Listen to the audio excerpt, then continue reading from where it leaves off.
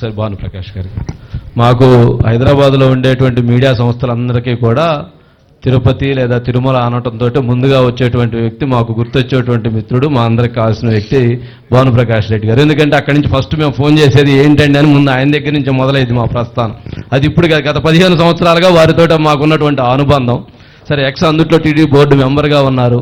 ఏంటండి భానుప్రకాష్ రెడ్డి, అసలు ఇంతటి నేరము అసలు జరిగిందంటారా? జరిగినటువంటి ఆధారాలు ఏమైనా ఉన్నాయా? వీటికి సంబంధించి మీరు చెప్పబోయేటువంటిది ఏంటి? వంశన్న, మీకు, లక్ష్మి గారికి, గోవింద భక్తులందరికీ నమస్కారాలు. అసలు జగన్మోహన్ రెడ్డికి 7 కొండలకి పులివెందుల దగ్గర ఉన్న కొండలకి వ్యత్యాసం తెలియని వ్యక్తి జగన్మోహన్ రెడ్డి. మా దురదృష్టం అలాంటి వ్యక్తి ఈ రాష్ట్రానికి ముఖ్యమంత్రి అవ్వడం. ఎందుకంటే మన పురాణాల్లో పద్మపురాణం కానీ గరుడ పురాణంలో కానీ ఏం చెప్తోందంటే ఈ మొత్తం ఈ 7 కొండలు శాలిగ్రామ స్వరూపం. ప్రతి రాయి, రప్ప, పుట్ట, చెట్టు హరినామ జపం చేస్తుంది. అందుకనే మీరు కనిపించినట్టయితే చెప్పులు వేసుకుని కొండకెళ్లరు. ఎందుకంటే ఇది ఒక శాలిగ్రామ స్వరూపం. కలియుగ ప్రత్యక్ష దైవం వెంకటేశ్వర స్వామి. ఈరోజు కోట్లాది మంది హిందువులకు ఆరాధ్య దైవం వెంకటేశ్వర స్వామి. తిరుమల దర్శనానికి వస్తున్నటువంటి భక్తులు స్వామివారి దర్శనం కాకపోయినా అఖిలాండం దగ్గర నుంచి స్వామివారి ధ్వజస్తంభాన్ని మొక్కుకొని ఆ లడ్డూ ప్రసాదాన్ని స్వామి ప్రతిమగా భావించి దాన్ని స్వామివారి ఆశీర్వాదంగా భావిస్తారు. అలాంటి లడ్డుని కల్తీ చేసినటువంటి ఈ దుర్మార్గుల్ని, ఈ మహాపాపుల్ని ఏమన్నాలి చెప్పండి? ఆయన అంటారు, ఒక అతను మనిషి పుట్టుంటే ఇలాంటి మాటలు మాట్లాడు ఉండేవాడు కాదని చెప్పి చంద్రబాబు నాయుడు అంటాడు. ఎవరు? మా కరుణాకర్ రెడ్డి. అసలు కమిషన్ తీసుకున్న చైర్మన్, నీకు నైతిక హక్కు లేదు వెంకటేశ్వర స్వామి గురించి మాట్లాడేదని చెప్పి నేను అంటున్నా. కమిషన్లు, ఎస్, టీటీడీ చరిత్రలో ఇప్పటి వరకు ఏ టీటీడీ చైర్మన్ కానీ కమిషన్ తీసుకున్నట్టు సందర్భాలు లేవు. కానీ ఇది వాస్తవం. రాబో రోజులు ఉంది, ముందుంది ముసల పండుగ. ఇప్పుడేం అయిపోయింది ఏం లేదు. టీటీడీ కమిషన్లకు సంబంధించి మీరేమన్నా ఆధారాలు ఏమన్నా నేను చెప్పగలుగుతారా? ఎస్, టీటీడీ ఇంజనీరింగ్ వర్క్స్ లో దాదాపు 1800 కోట్ల రూపాయలు గత ఏడాది తిరుపతి వర్క్స్కి డీవియేట్ చేయడం జరిగింది.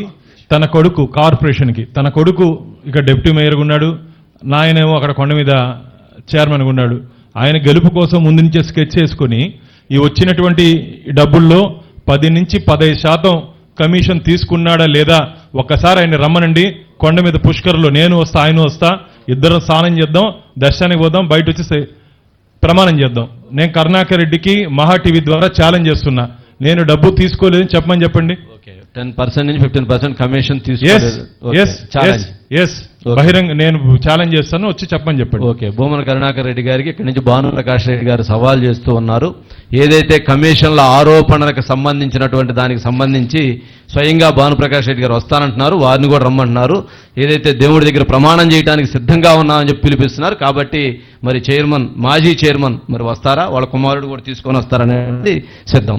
ఒక్కసారి జగన్మోహన్ రెడ్డి గారికి కొండ మీద వెంకటేశ్వర స్వామి మీద విశ్వాసం, నమ్మకం లేదనే దానికి ఒక 3-4 ఉదాహరణలు చెప్తాను మీకు.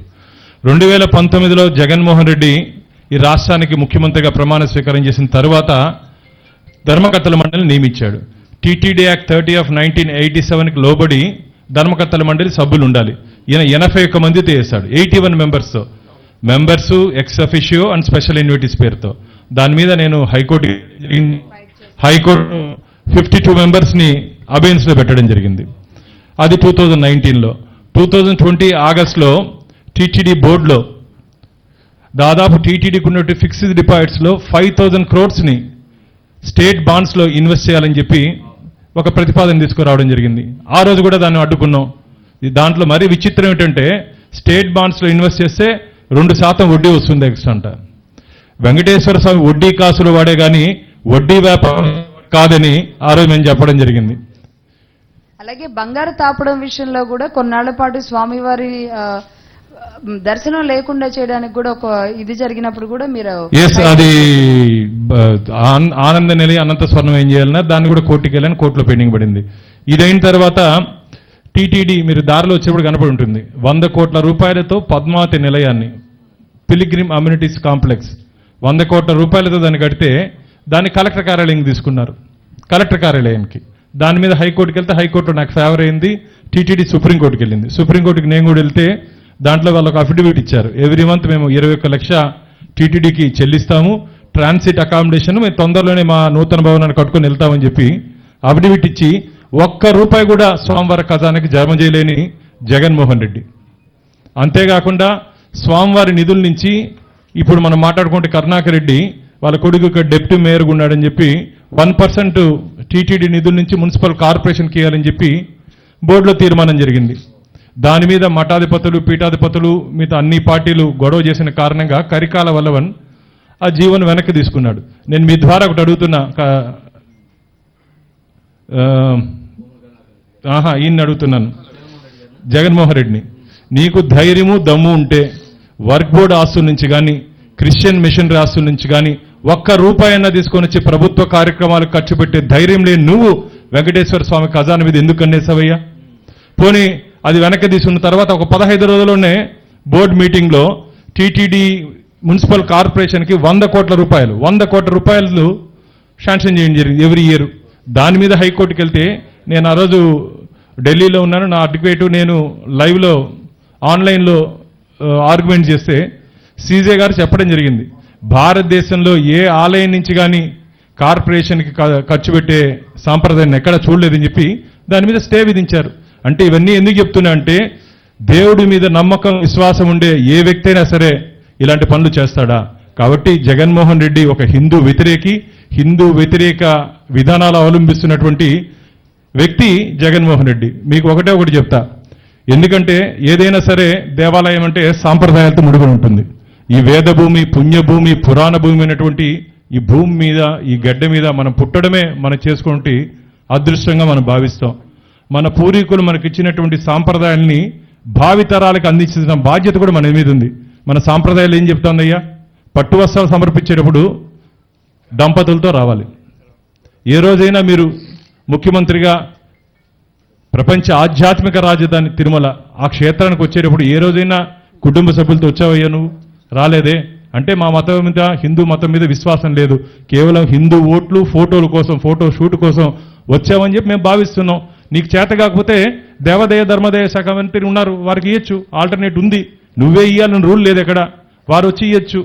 కాబట్టి మీ ద్వారా నేను గౌరవ ముఖ్యమంత్రి చంద్రబాబు నాయుడు గారు మా కూటమిలో ఉన్నారు, వారిని పవన్ కళ్యాణ్ గారు విజ్ఞప్తి చేస్తున్నా, భవిష్యత్తులో తిరుమలకి పట్టు వస్త్రాలు ఇవ్వాలంటే హిందూ సాంప్రదాయ పద్ధతిలో దంపతులతో వచ్చి మాత్రమే సమర్పించాలి. అక్కడ ఉన్నటువంటి సాంప్రదాయాల్ని కాపాడాలి. అంతేకాకుండా ఈ 1800 కోట్లు ఇక్కడ మీకు గోవిందరావు సత్రాలని ఉంటాయి మన రైల్వే స్టేషన్ బ్యాక్ సైడ్. ఇక్కడ స్థానికులు అందరూ ఉన్నారు, అందరికీ తెలుసు. దానికి ఇంకా లైఫ్ ఉంది, ఒక 35 సంవత్సరాలు దానికి ఇంకా లైఫ్ ఉంది. కేవలం కమిషన్ల కోసం దాని రెండింటి కూలగొట్టారు. శ్రీవాణి నిధుల నుంచి దానికి దాదాపు 600 కోట్లు కేటాయించారు, 600-500 కోట్లు కేటాయించారు. దాంట్లో కూడా కమిషన్లు. అందుకని చెప్తున్నా, కమిషన్లు తీసుకునే వ్యక్తికి భగవంతుడి గురించి కానీ, వెంకటేశ్వర స్వామి గురించి కానీ, పవిత్రత గురించి కానీ మాట్లాడే హక్కు లేదు.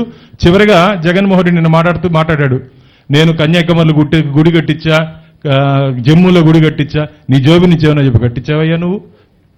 మా టీటీడీలో ధార్మిక కార్యక్రమాలకు ఖర్చు పెట్టాలని చెప్పి మాకుంది. 5,100 కోట్ల బడ్జెట్తో దేవస్థానం నడుస్తోంది. ఈయన కట్టించినట్టు ఏందో కథలు చెప్తున్నాడు. గుళ్ళు కూలగొట్టినటువంటి చరిత్ర జగన్మోహన్ రెడ్డిది.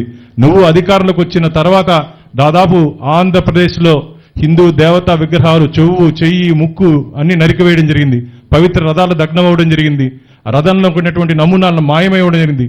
అయోధ్యలో ఒక పక్క రామచంద్రమూర్తి ఆలయ నిర్మాణం జరుగుతూ ఉంటే రామతీర్థంలో శ్రీరామచంద్రుడి తల నరికేశారు. నీ ప్రభుత్వ హయాంలో కాదా జగన్మోహన్ రెడ్డి?